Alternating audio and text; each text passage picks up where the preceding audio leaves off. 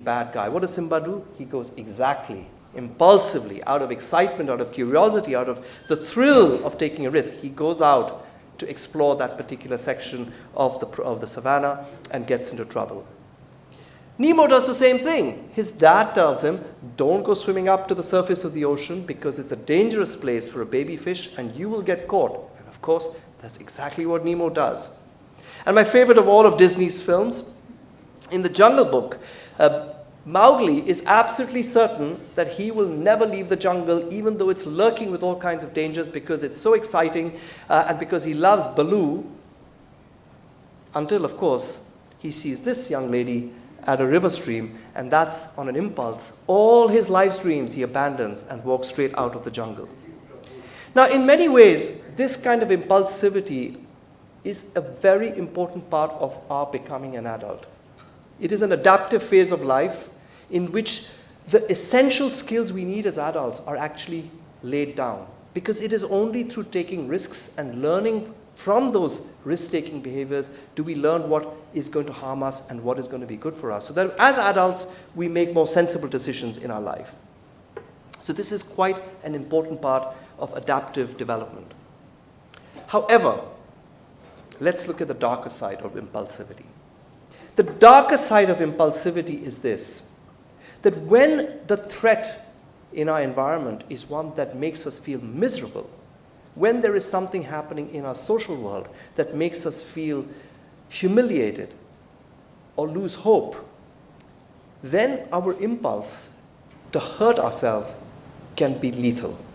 And that is a very central part of the story as to why suicide is a leading cause of death in adolescence in all countries of the world, not just in India.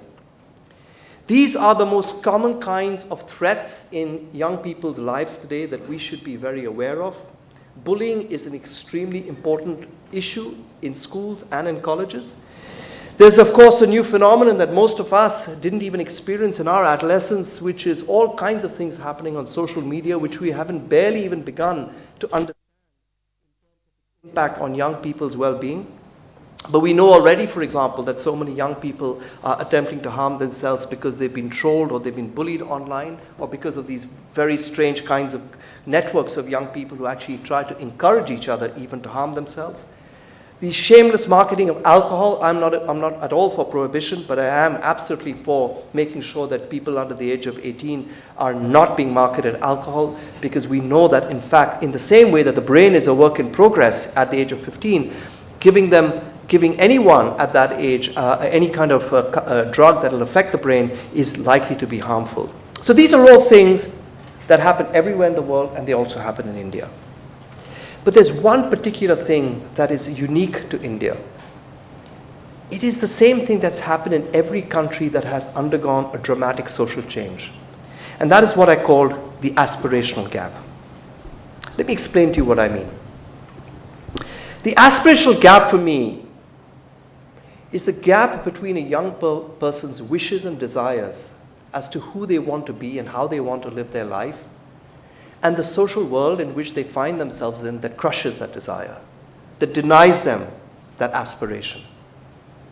This happened and has happened in every society, along with industrialization, along with urbanization, as young people began to break away from rigid social orders and structures that used to constrain their lives. For example, in the 1960s in Britain, in the 1970s in Australia, and I will turn to the Chinese story towards the end of my talk. It is happening in India right now. And this is the reason why suicide rates are highest in the most developed parts of India. They are the highest in the most developed parts of India because the aspirations of young people in the most developed parts of India are the greatest. When I'm in Tamil Nadu and I've been to a very good college, I am educated, I have a dream, I have a hope for myself, I have access to the internet, I can see how young people everywhere live. Social comparison is a profoundly important aspect of being an adolescent. This is why peers are so important. But now my peers are not just the people in my little community, my neighborhood, my colony, but my peers are actually young people like myself all over the world. And what I have to face is this: the complete failure of society to actually address those aspirations in a progressive, in a liberal, in a mature way. The age-old divisions of our country to do with caste, for example, or the age-old attitudes in our country about what kinds of careers are meaningful or what kinds of institutions one can study in, continue to trap our young people in these orthodoxies from which there is often no escape. It isn't surprising, in fact, that the failure of our society to respond in a progressive way to young people's aspirations keeps showing up in these sorts of headlines. Now, all of you will have heard, of course, of the tuition factory of Kota. And there's been a lot written about Kota. Kota is just a good example because there's so many tuition factories in there. But this particular piece from this journalist, Poonam, really caught my eye because it was one of the most thoughtful journalistic accounts of what was happening in Kota. This was 57 lives that died in one single year in Kota. And I'm going to actually quote directly from her article. And what she did was, it was a superb piece of journalism, really, where she went to Kota. You can see it looks almost like an animal farm, all cooped up like that. But here is a statement, and it really speaks for itself in terms of, do we really listen to young people in our country? Kumar doesn't see himself as an IT type guy. I could do with a theoretical kind of education like geography or a BSc in maths. My parents had permitted me to do it, but family friends said no. It's interesting, when we talk of social pressures, it's not just about our family, because each of us as parents will say, I let my child do whatever he wants, but my child isn't only growing up in my family. My child is growing up in India.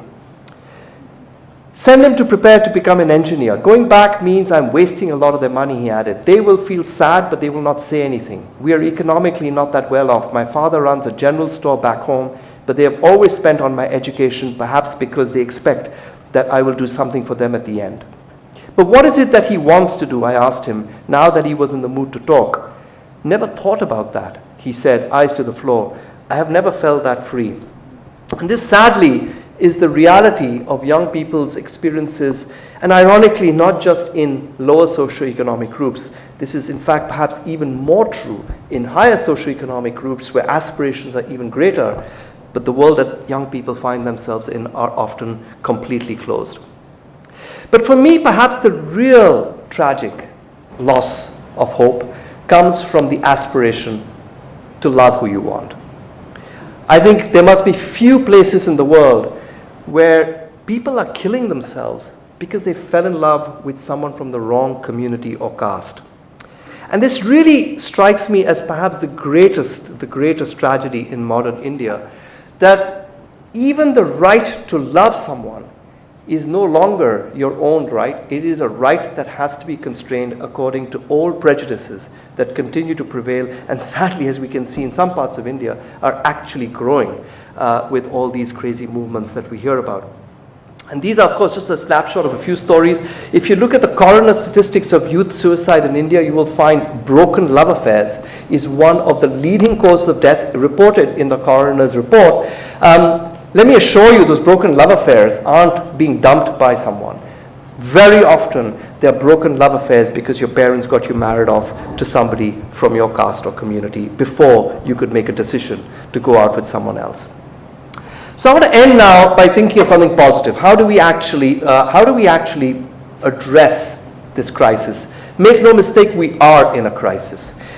We already have the world's largest number of young people killing themselves and the highest suicide rates in young people in the world. One of the highest actually ever recorded in history. If we have to address this sort of aspirational gap, it isn't the matter of just you and me doing something. The well-being of children and young people, as someone else has said, and I'm going to actually paraphrase that, is a political choice. It is not a matter of doctors, hospitals, and the health system. It is a political choice that something like this does not, in fact, lead young people to kill themselves. Now, all of us have aspirations of a good political choice here, and we all hope that there will be that right political choice, but we need to do something here and now as well. And so I'm going to turn to what we are doing as an organization here and now, trying in this extremely oppressive social climate for young people to do two things: to restore hope in young people that there is a future where they will have a life of their choice, and while we also build hope, enabling help for young people who need interventions, who need support when they're going through crises. And I'm going to give you a series of brief examples with a couple of videos that actually demonstrate some of the work that we're doing. And this is work that we're doing with Sangat, the NGO that you heard about earlier, and also with Public Health Foundation of India when we were able to work there. Some of you know PHFI has had some changes, but most of this work now is being done with Sangat. So the first program I want to tell you about is a program that we started in Part of this idea was that we need to work in decision making.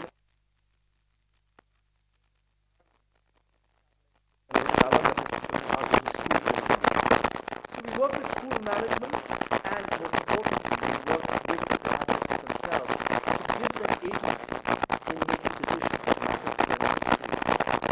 We wanted to create school spaces that were marked by dignity, by respect, and by opportunity to promote these ideas.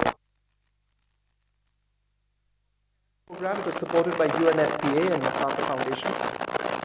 And we ran this for 2 years in Bihar schools, and we ran it as a study.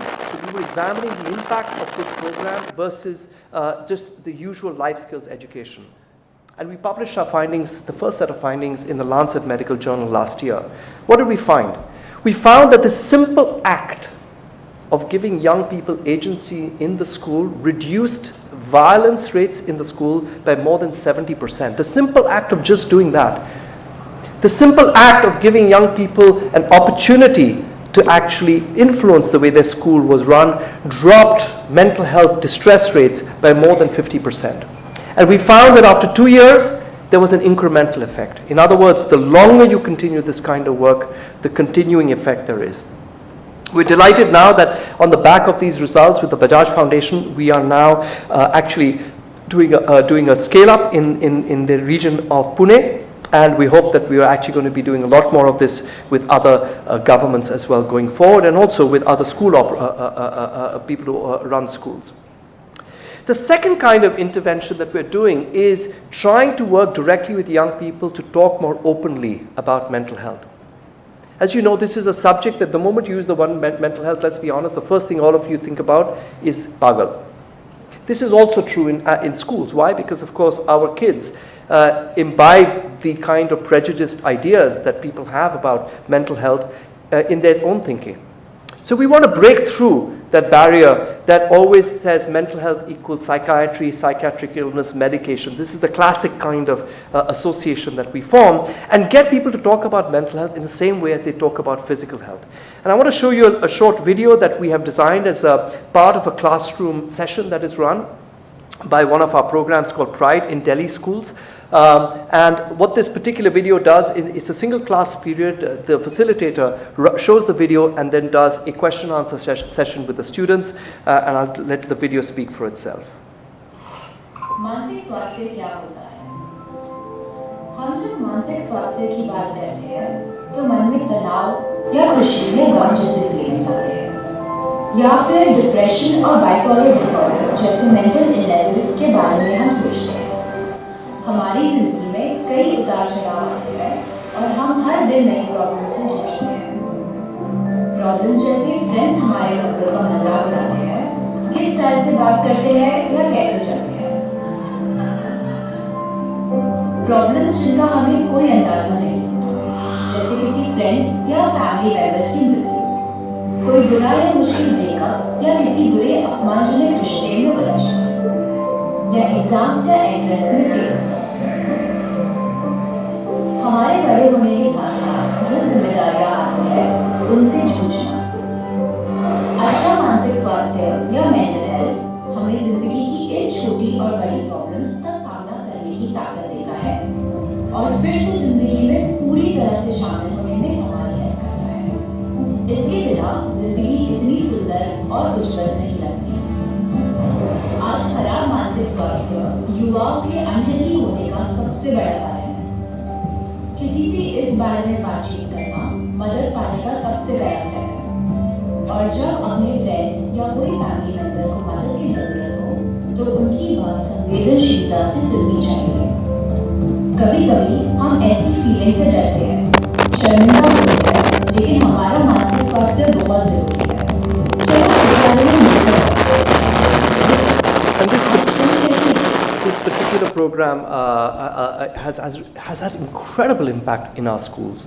You know, after we've done these classroom sessions, not nearly 1 out of every 5 kids has come forward asking for some kind of help. And the help is not always for some mental illness. The help is often for the sorts of social issues and threats to young people's well-being that I've mentioned to you earlier.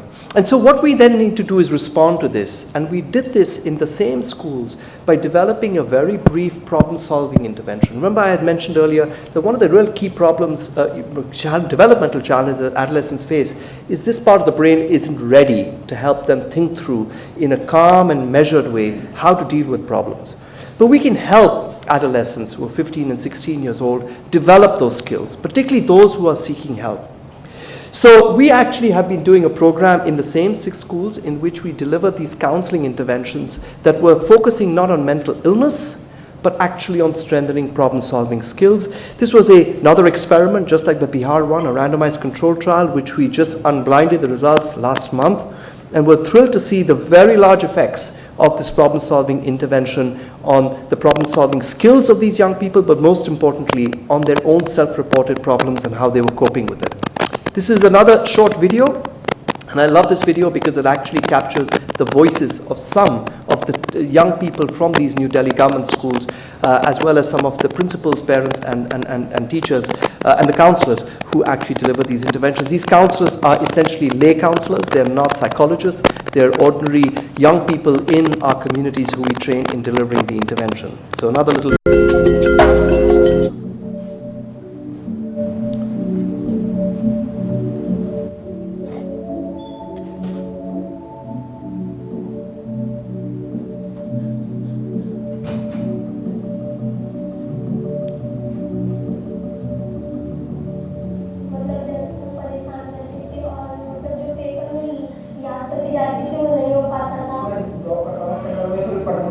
Tension हो कुछ रहता है कुछ भी रहता है हाथ cut कर सकता है आज तो हाथ से बहुत ज़्यादा लगा लेते हैं बच्चे किसी को ना धुआं पूछा है क्या हो कुछ नहीं ज़्यादा पढ़ाएगा मैं काउंसलिंग के बारे में हमारे स्कूल में बताया गया था और हमने मुझसे पूछा गया कि अगर आपको किसी भी तरह की परेशानी है तो आप ये फॉर्म फिल करके दे सकते हैं काउंसलिंग हमारा समय वहाँ जाता था तो मुझे कुछ ना कुछ प्रॉब्लम से रिलेटेड समस्या है उसको सुधारने के लिए आइडियाज देते हैं कोई भी हमारी समस्या होती है उसे सॉल्व करने के लिए पहले कई अन्य तरीके देते हैं तरीकों से सॉल्व करने के तरीके के बाद उन सब तरीकों में जो सबसे बेहतर तरीका हो उसमें मतलब काम करना सीखना चाहिए ये अगर हम मतलब बातों से समझाएं तो बच्चों को मुझे लगता है कि मना समझ आए तो अगर बुक के माध्यम से जाते हैं स्टोरी के माध्यम से बच्चों को रिलाइज होता है कि हाँ कि अगर इनके साथ प्रॉब्लम है तो मेरे साथ भी होते तो बच्चों को ये समस्या सुनने में और समझने में भी हेल्प मिलती है उन किताबों से पढ़ लेना हमारा अपने वाला अनुभव हो रहा था उन किताबों की जो देर कर रहा है वो हमारे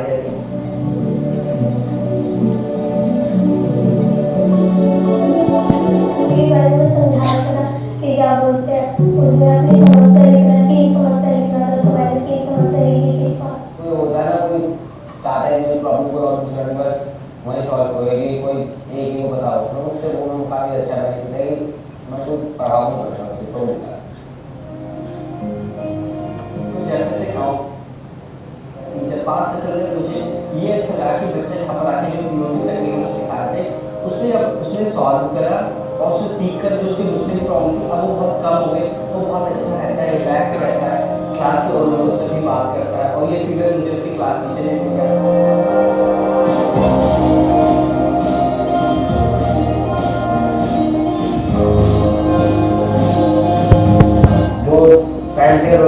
सही है और पढ़ाई भी सही है मेरी प्रॉब्लम तो था और वो कंट्रोल नहीं जाया करते तो ना उससे अच्छा लगा ये ज़्यादा गुस्सा है तो मतलब क्या बोलते हैं उस टाइम मतलब पढ़ना नहीं चाहिए कोई अच्छे शांत जगह मतलब बैठ के ठंडा दिमाग हो जाएगा तो तब पढ़ना चाहिए ये सब अभी तक तो टाइम में थोड़ा फ्री हो जाते हैं जब कहीं कहीं बात होती है घर वालों को बात मिल जाएगा क्या कहते हैं फिर हम अभी से अपना प्रेजेंट अच्छा करके चलने वाला फ्यूचर में अच्छा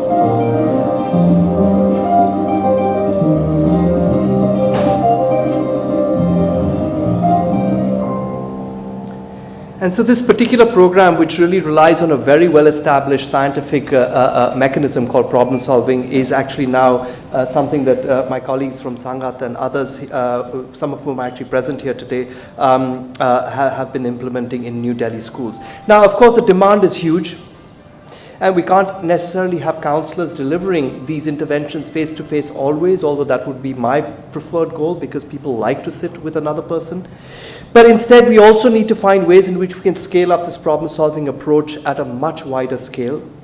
And with that in mind, we have been developing an app that can be delivered through any smartphone or a tablet. It follows exactly the same principles, but is presented as a game. We've been working with a wonderful gaming company called Quicksand, with whom we've actually designed this app. We've gone through many different versions. It's been co-produced with young people, but uses exactly the same theory as problem solving that you have been using in New Delhi schools. And currently, we're actually piloting the use of this app in schools in Goa.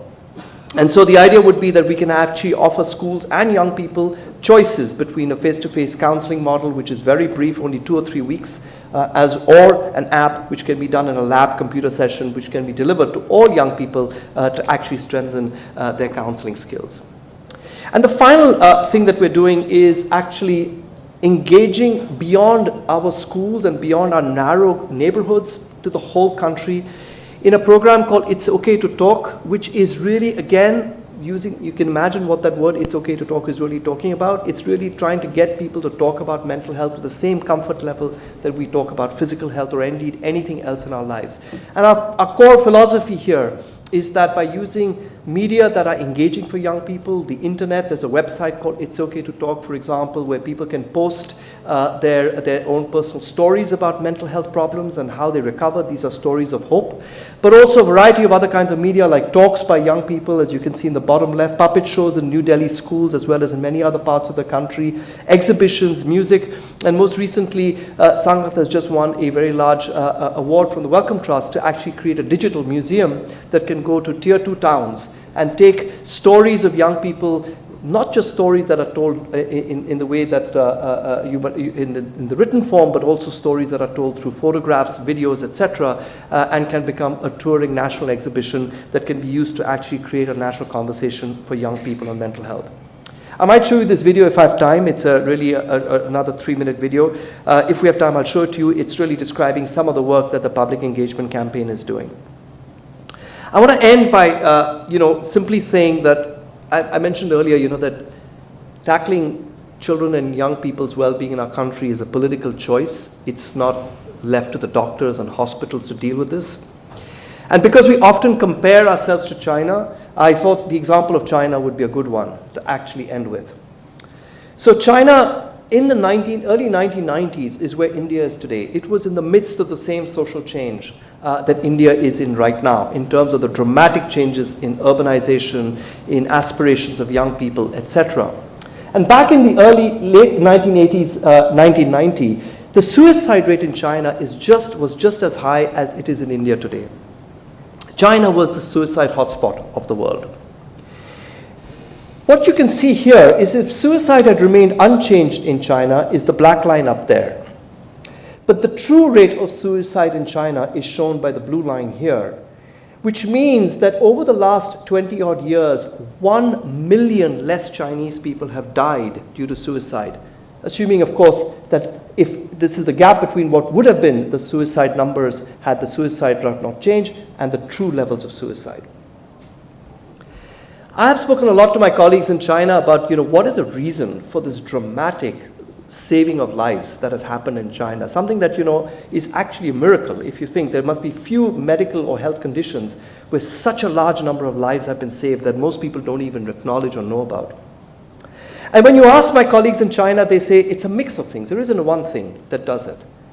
But amongst the things that are extremely important is the greater freedom for women, the greater freedom and agency for women to choose lives of their own, in particular to choose their husbands, and if they ever get married or have kids, or when they have kids. Of course, in China, that's another story altogether.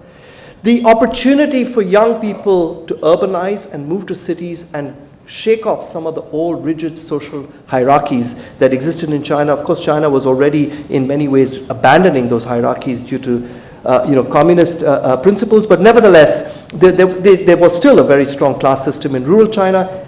Urbanization helped people escape from that. The emphasis on good quality education, on job creation, these are all the very important structural factors that has led to this dramatic reduction in the number of suicides in China.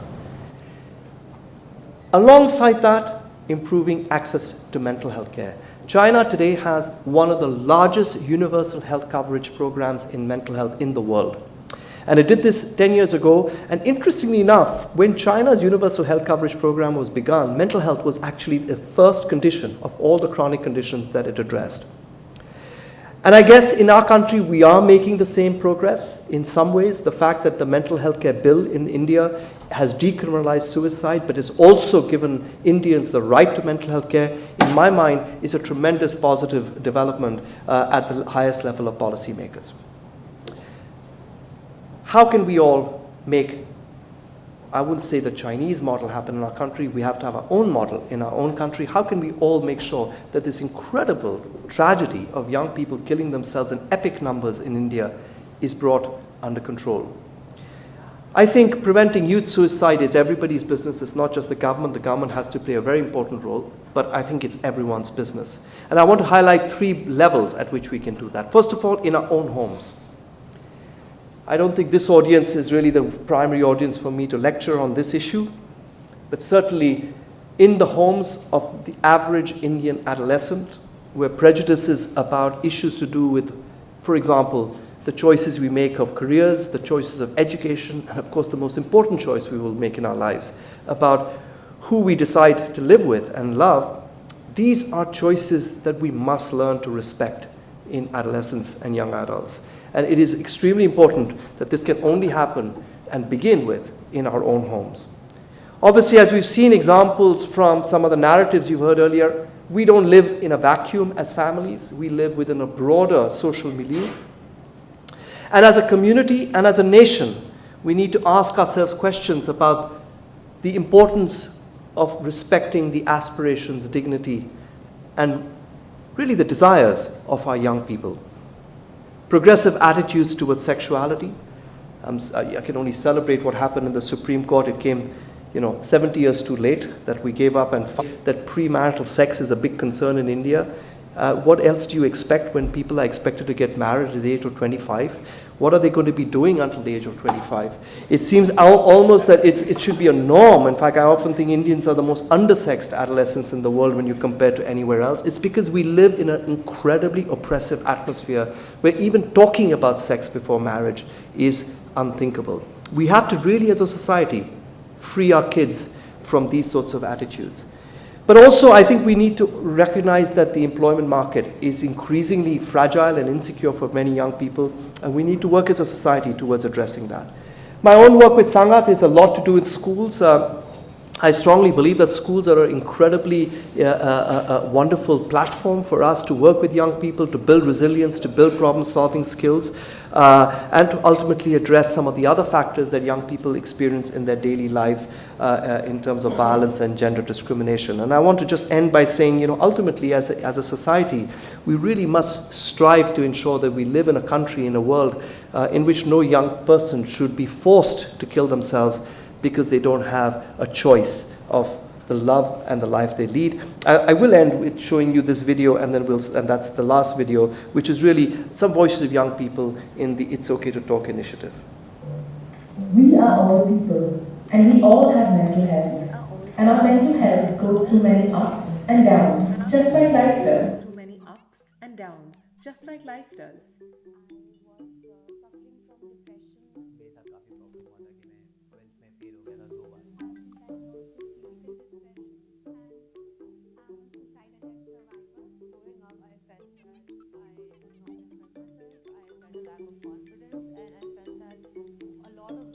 In it alone. So there was a lot of social anxiety, and if I would go out in large groups, I would just feel uncomfortable.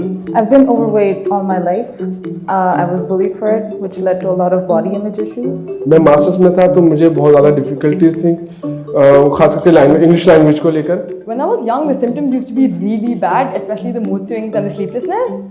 Mental health problems are very common, especially for young people. But many of us don't know when we might be experiencing difficulties or have mental health needs. And we often face struggles in talking about this or finding the help we need. It can often be difficult to open up. It can be scary to understand what we are experiencing. And it can sometimes be hard to accept or live with. जब मैंने अपनी problem recognise करी तो उसके बाद अपनी family का support लिया. The first thing that I did while I was going through depression was speak to my mother and share my problem with her. Having those friends, especially I think friends really play important role, like at least in my life, because I'm not out to my family, so they don't know a lot of issues. So my friend knew it and they stood by me a lot. And how positively you can talk about mental health. I started reaching out to information mostly online.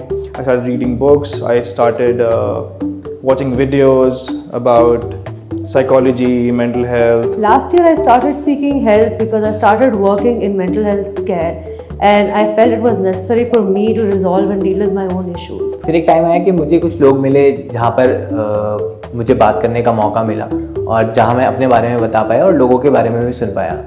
It's Okay to Talk is a public engagement project by Sangat that builds awareness about mental health through storytelling and building spaces for conversations and learning. It engages young people with mental health information and helps build their capacities to address mental health needs. When first I told my dad that I think I need help, he did not understand what I meant, and then I had to tell him that I need to see a therapist. I don't think I can go on without that. That's when I decided that I'm going to share my story as much as possible because I felt it was empowering. If even one person can read my story and get the help they need, or know that someone else like them is out there and they're doing everything they can to take care of their mental health, and that person can do it too, I think I've achieved what I set out to accomplish. Mental health problems are the biggest challenge for young people in India today. But your story matters and can change this. Okay, thank you very much. That was the end of my talk. Thank you.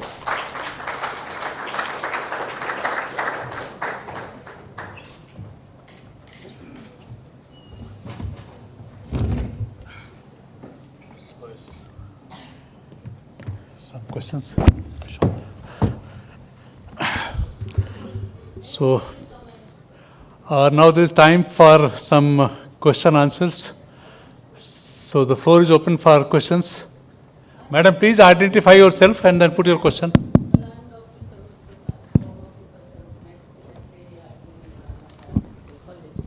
And I have seen change in the society. I came from a very low socio-economic background. And my mother was wanted the girls to be educated, and she educated 7 of us, 7 daughters, in a small place where there is only a primary school, Shahadra, and we used to commute to Delhi. And she sent me to medical college. I find that the parents need more counseling than the adolescents. Yesterday also there was a talk in my institution, pediatrician talking about how to prepare an adolescent. So I said that what about the parents? The parents have to also groom them and tell them about the realities of life. I went through the reality of life, so I learned. But these days if both the parents are working, who is taking care of the child? No one. So that is the thing, the children are not free with their parents because they have no time.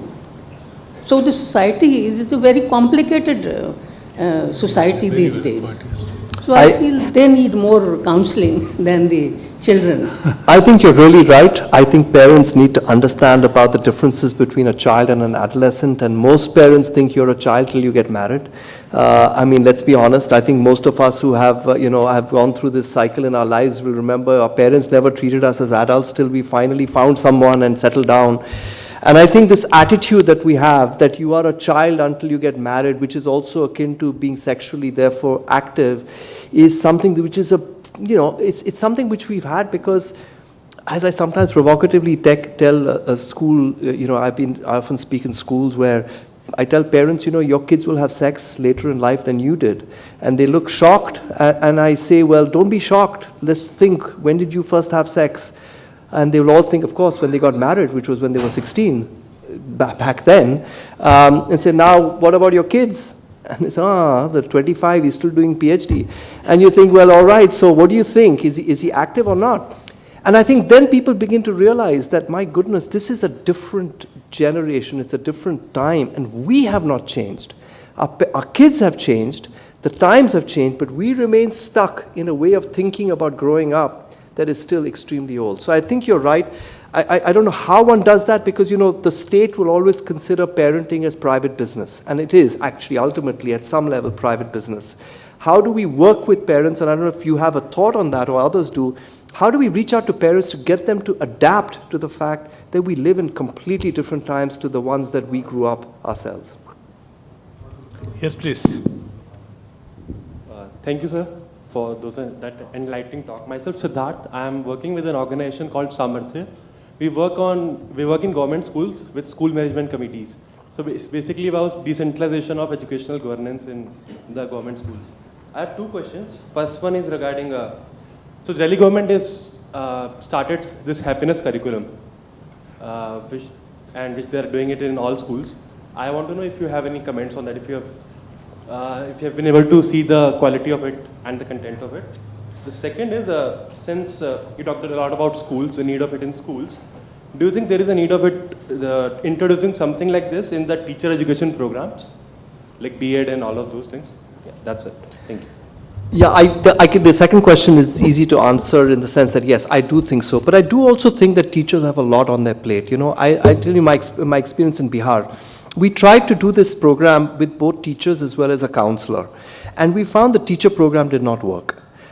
It's not because teachers were, not good in what they do, which is teaching, but it is that we're asking them to do something completely different to what they have been trained to do. And teaching is also a very full-time job. I'm increasingly coming around to thinking that simply asking teachers to do more is not the right solution. Instead, we should respect what teachers do. And certainly the B.Ed curriculum should be more informed about these sorts of issues like well-being and mental health and so on. And teacher practices need to change. Corporal punishment, for example. And so, a lot of the suicides you'll read about were, kids who have been, humiliated by their teachers, etc. That clearly has to change. But the larger goal of improving the environment of the school from a mental health and well-being perspective shouldn't be left only to teachers. I do think there's a role of a counselor in every school. In terms of the happiness curriculum, I to be honest, in none of the 6 schools that we were working, that curriculum had really been rolled out in the last year. Maybe this year we'll see more of it. So I can't really comment on either the content or especially your question, whether the quality of the rollout. I believe that the EVGC counselors are also just beginning to get rolled out in many of the Delhi government schools. Yes, please. My name is Divya, and I'm here just as a parent, just out of curiosity. Firstly, I would like to congratulate Dr. Patel. The presentation was very interesting, and also the statistics were startling. Never realized that this is what is happening. And as a parent, I'll just share what happened. My daughter had asked me that, she wants some counseling. And since we are talking about, educating the parents, I didn't know how to go about it. I mean, this word, where do I start from? And I'm a so-called educated parent.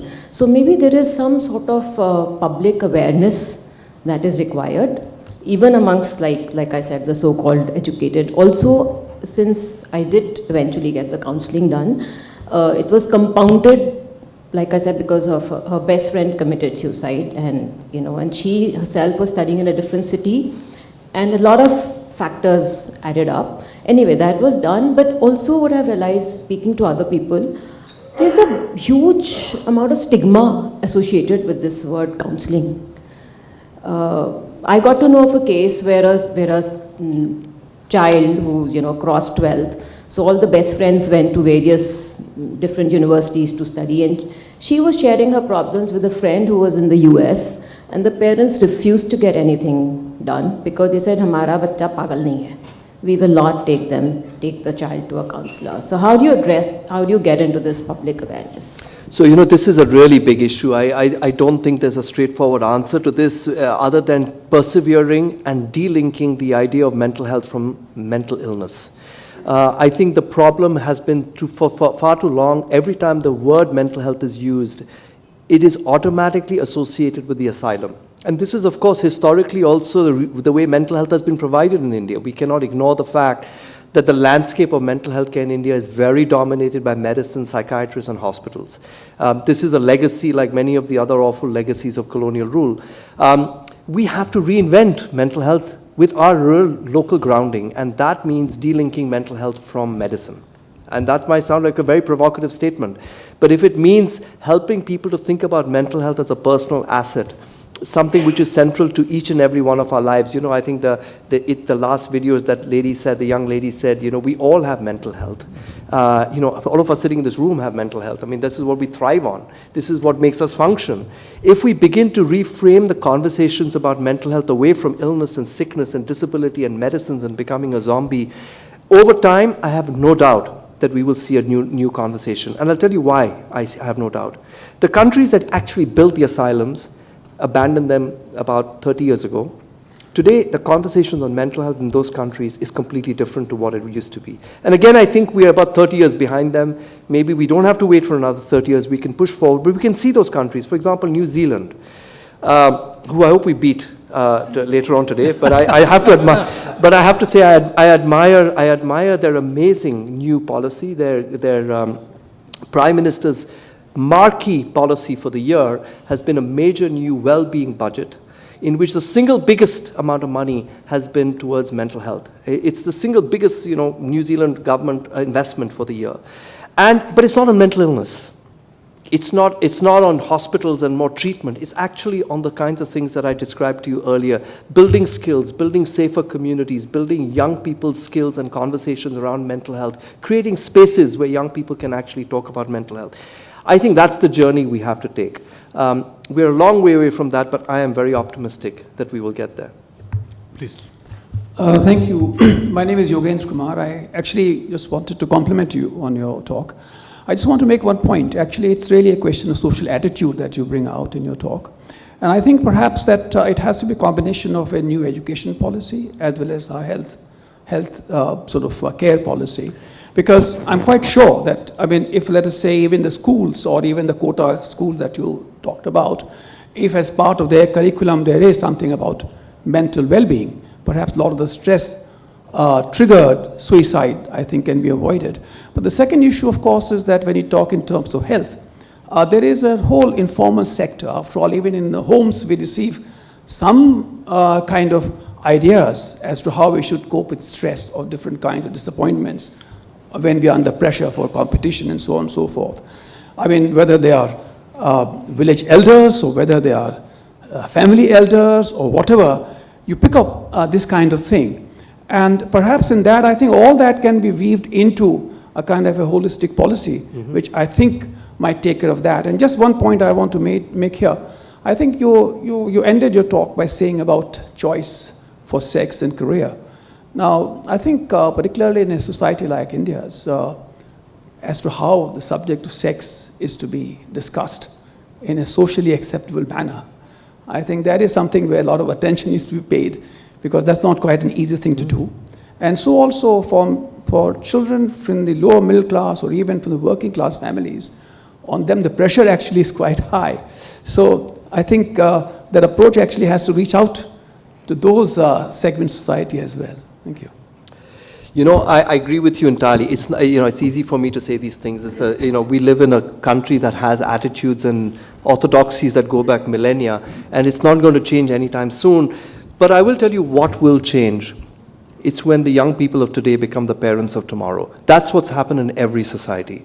It's interesting, when the Indian suicide data came out, I read this wonderful piece in the EPW, the Economic and Political Weekly, from an Australian academic, who said that actually the same thing happened in Australia in the late 60s, early 70s. And he drew parallels with what happened in the UK, in England, in the 1950s. And what was he referring to? He was referring to, because even in those countries, it turns out, in Ireland, for example, if a woman was pregnant outside wedlock, she was sent to a mental hospital.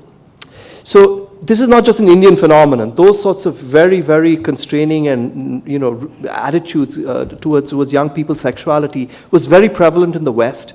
But it was education, it was urbanization, it was empowerment of women and young people that now today, of course, most young people in England don't even get married anymore.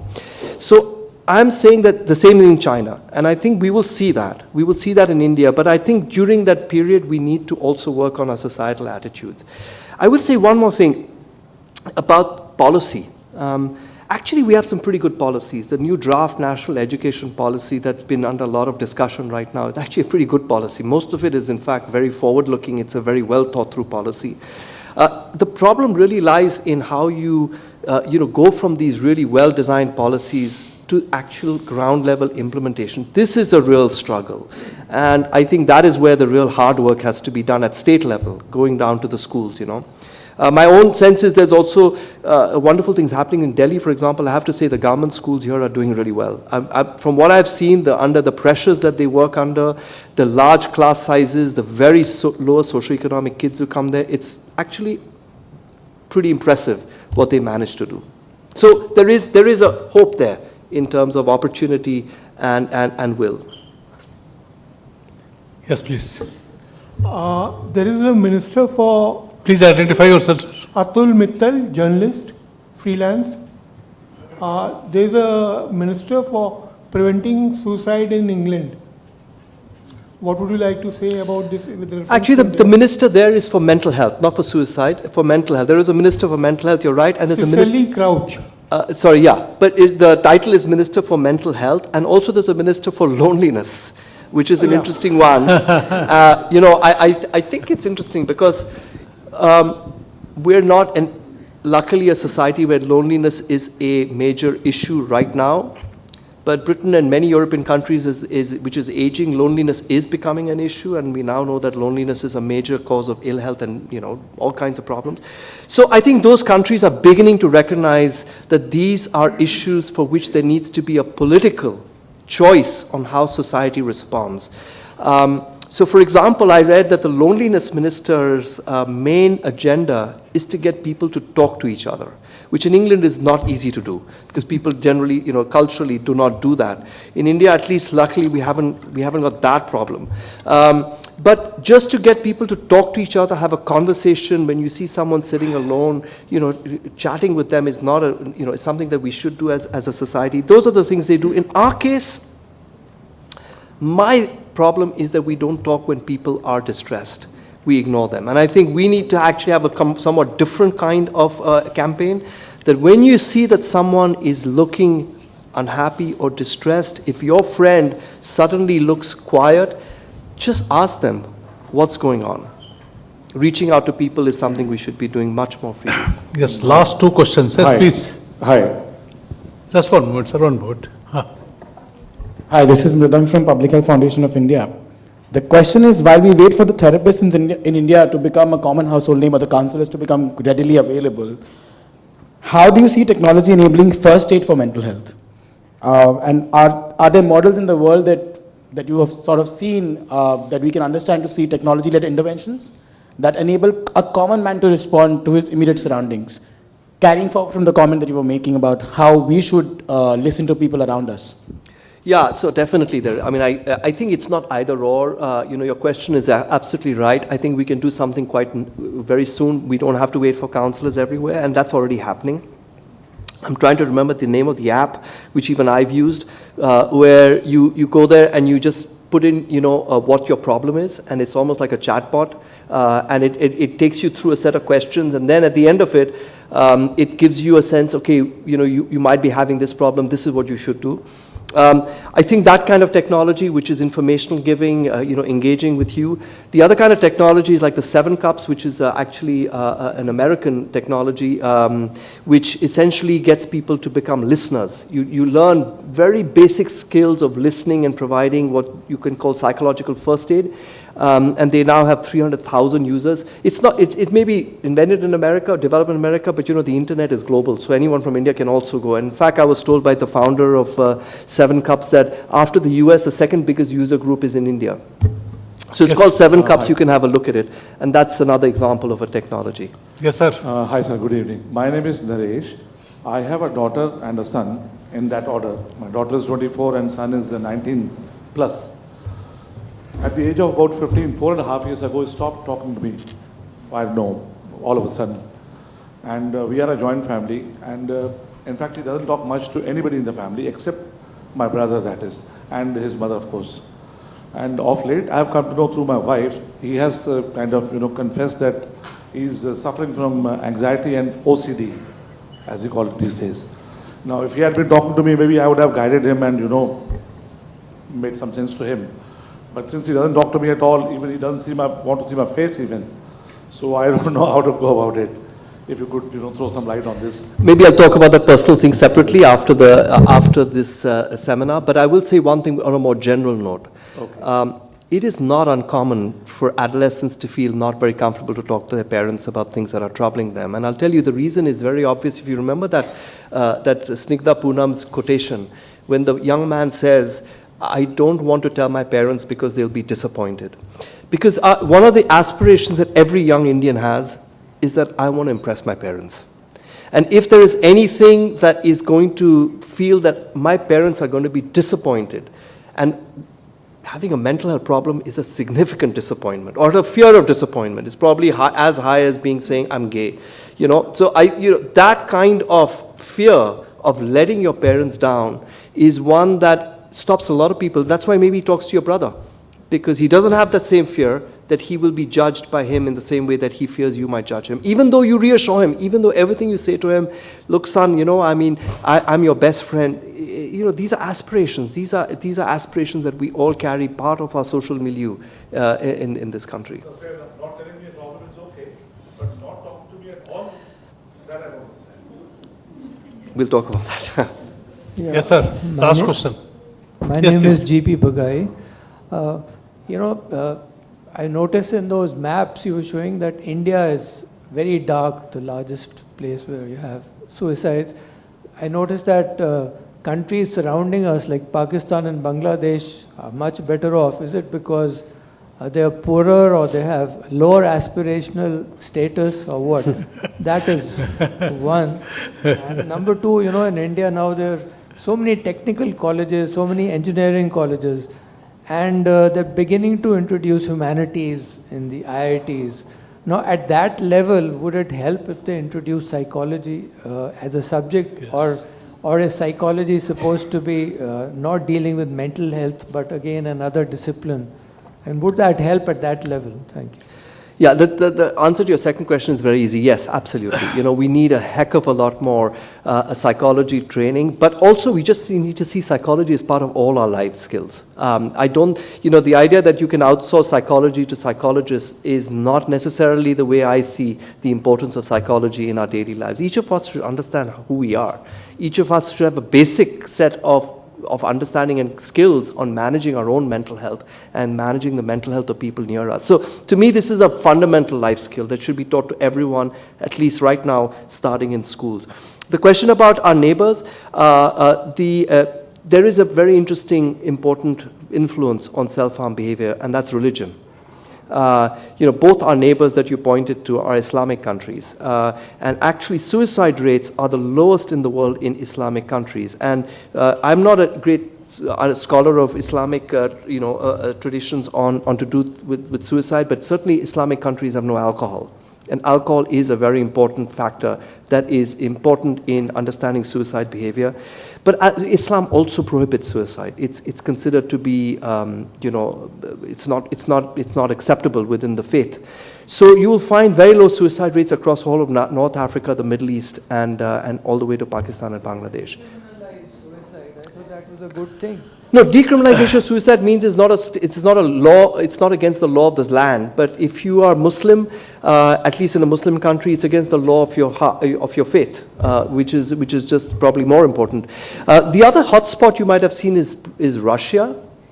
If you remember, Russia is because it's also going through catastrophic social change after the fall of communism and a catastrophic increase in alcoholism. And so Russia is one of the few countries in the world where life expectancy has fallen in the last 20 years, and it's fallen almost entirely due to suicide. But that's social change. The other thing I'll tell you, Bangladesh and Pakistan haven't seen the social change that India has. So there's been dramatic urbanization and, etc., all the things that are happening here, which haven't happened in those two countries. So friends, we now come to the end of the session. Let me thank Dr. Vikram Patel on behalf of India International Center, on my own behalf, and on behalf of all of you for this wonderful, highly educative, highly erudite talk on this subject which affects Indian society at present in a big way. I hope all of us have taken a good lesson from this talk, and I look forward to inviting Dr. Patel more and more to IISc for his talk. It was such a wonderful talk he delivered today. So with these few words, I once again thank him profusely. Thank you very much, Dr. Patel. Thank you very much. And just for those of you who want to know more about Sangat's work, there's some brochures outside on your way out. Please feel free to pick them up. Thank you. Thank you very much. Thanks a lot.